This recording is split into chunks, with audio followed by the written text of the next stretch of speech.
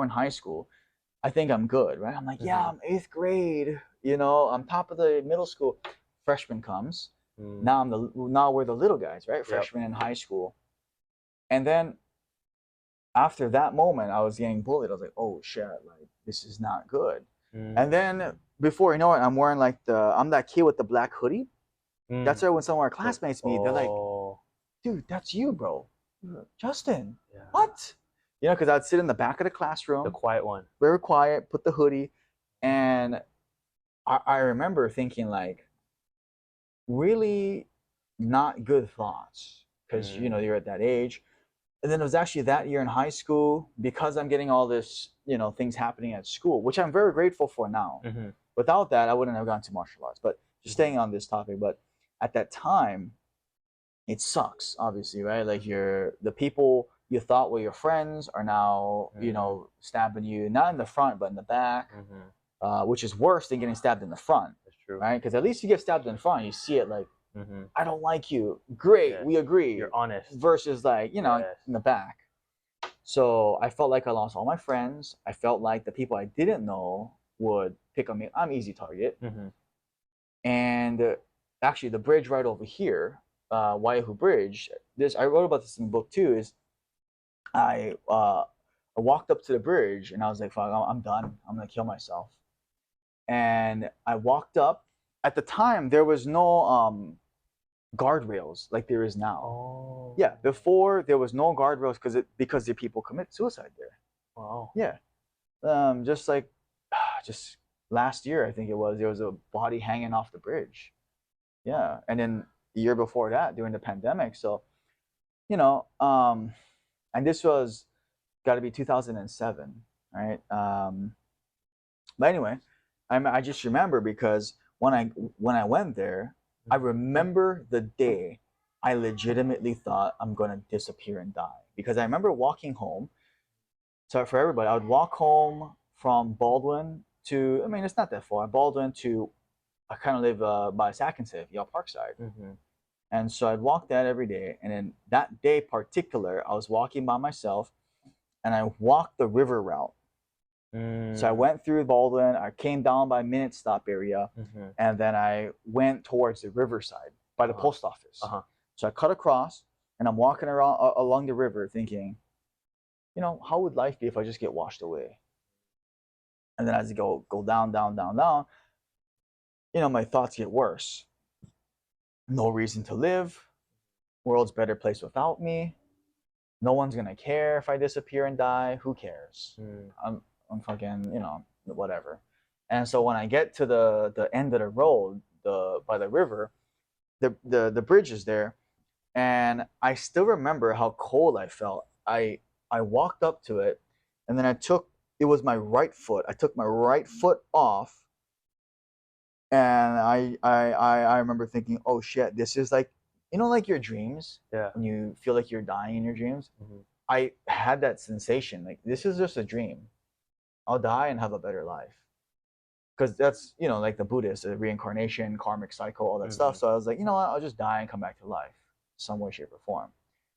But at that moment when I lifted my right leg off, I just saw an instant flash of my funeral. It was my grandparents, and it was my parents, and some family members in Japan, just, you know, heartbroken and all that. And then at the same time, though, I could see all of my bullies and people picking on me laughing. And then I was like, I can't let it end like this. Yeah, I saw that in a flash. I saw the funeral. I saw me looking from above, my parents crying, my mom and dad, my grandparents, and then the bullies and stuff just kind of laughing, because at the time it was Maui News. The newspaper was everything. Yeah. So they would look at the newspaper and think, laugh and whatever. Obviously, it's just made up in my head. But I envisioned that, and then I took my foot off, and then I made a promise to myself, because I just backed up and I just crouched and I started crying. I don't know how long I was there crying by the bridge. When that happened, I remember feeling really free in a weird way. I still remember it because we were and it's ironic we're right here. We're not too far away from the bridge, so it's a good reminder. And obviously, mental health is a legitimate thing, and I agree. And it was really interesting because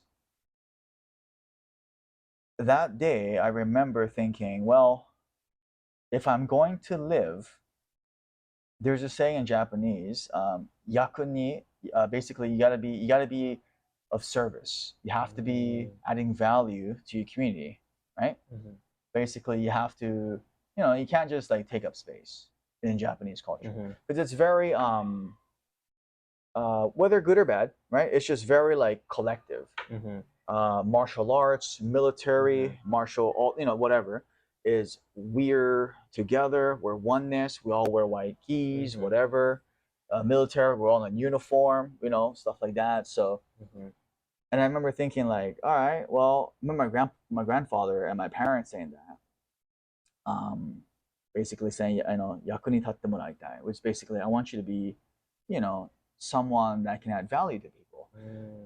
I remember thinking, okay, shit, I don't know. I'm 14 years old, but I said, and it sounds kind of ludicrous because thinking back, it was pure delusion, and basically like you're like deceiving yourself because you're 14 years old. You just thought about killing yourself, and then and then at the time, looking back now, it's almost like a flash of like oh shit, you're gonna die. And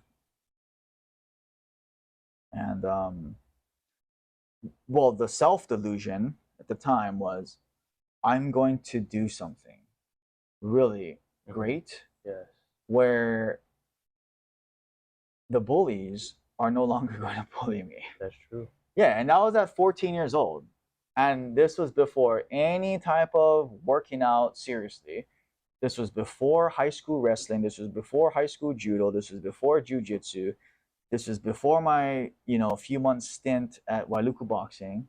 This was like none of that. And I just thought, okay, I'm gonna do something. I don't know what it was.